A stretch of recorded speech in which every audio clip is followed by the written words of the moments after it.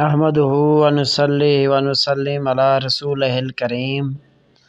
اما بعد فاعوذ باللہ من الشیطان الرجیم بسم اللہ الرحمن الرحیم۔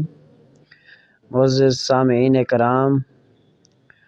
آج کا ہمارا موضوع ہے فدیہ اور مقدار فدیہ۔ سب سے پہلے یہ جاننا ضروری ہے کہ فدیہ ہوتا کیا ہے، فدیہ ہوتا کس چیز کا ہے۔ تو یہ بات آپ جان لیں کہ اگر قضا روزے رکھنے کی طاقت نہ ہو تو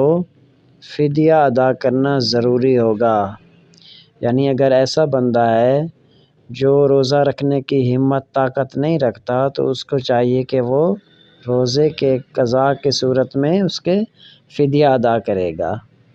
یعنی اتنا بوڑھا ہو گیا ہو کہ روزہ نہیں رکھ سکتا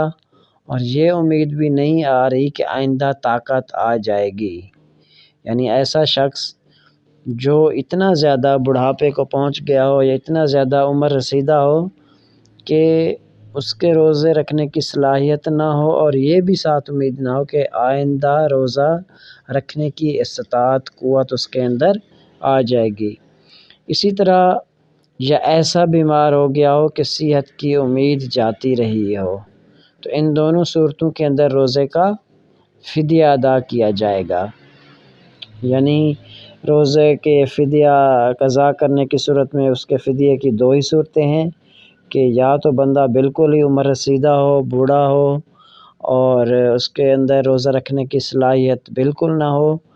اور اسی طرح دوسری صورت یہ ہے کہ یا اس کو کوئی کسی شخص کو ایسی بیماری لاحق ہو گئی ہو یا ایسی بیماری نے زور پکڑ لیا ہو کہ اس کی صحت کی امید باقی نہ ہو، تو ایسی صورت میں قضا روزوں کا فدیہ دینا ضروری ہے۔ اسی طرح اب یہ سوال پیدا ہوتا ہے کہ مقدار فدیہ کیا ہے؟ تو ہر روزے کے بدلے 2.25 سیر گیہوں یا 3.5 سیر جو یا ان میں سے کسی کی قیمت یا ان کی قیمت کے برابر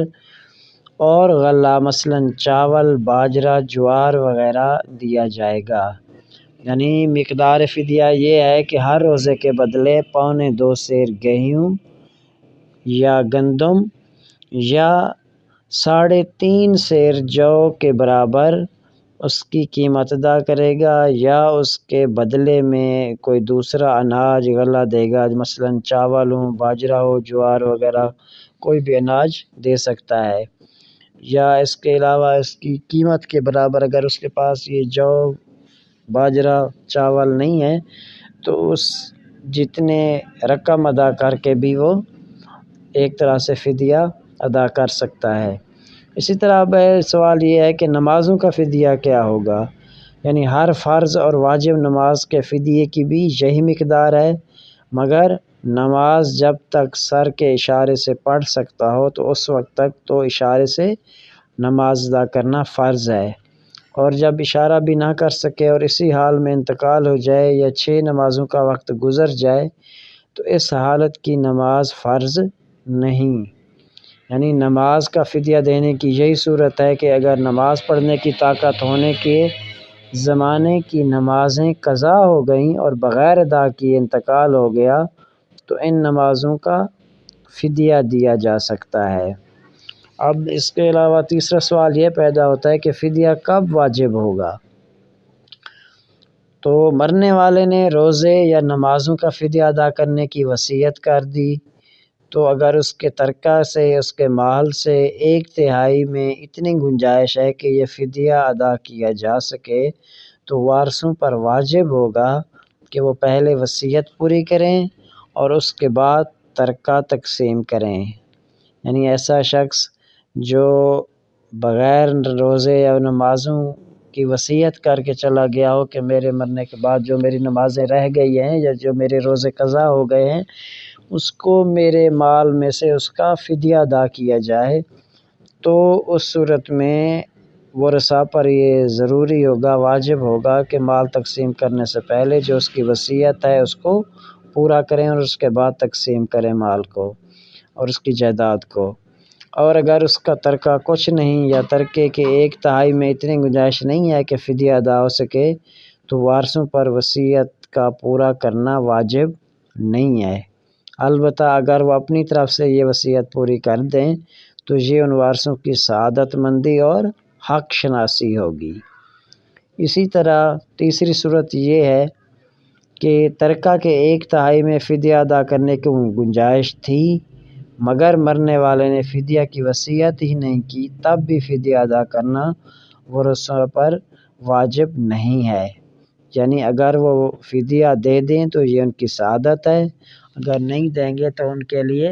ضروری یا واجب نہیں ہے اگر مرنے والے نے وصیت نہیں کی تو۔ چوتھی صورت اس کی یہ ہے کہ اگر مرنے والے کی طرف سے کوئی وارث روزے رکھ لے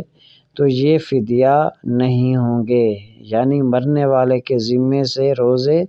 نہیں اتریں گے۔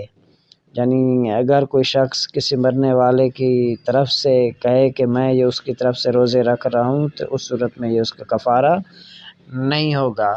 اس کے لیے یہ فدیہ نہیں ہوگا۔ تو اللہ تعالیٰ سے دعا ہے جو کچھ سنایا اس پر عمل کرنے کی توفیق عطا فرمائے اور ہمیں قضا نمازوں اور قضا روزوں سے بچنے کی توفیق دے تاکہ ہم اپنے نمازوں کو اور روزوں کو اللہ اور اس کے رسول کے فرامین کے مطابق، اللہ اور اس کے رسول کے احکامات کے مطابق ہم ان کو خوش اسلوبی سے پورا کر سکیں۔ تو یہ آج کا ہمارا موضوع تھا، تو انشاءاللہ ہم نیکسٹ پڑھیں گے۔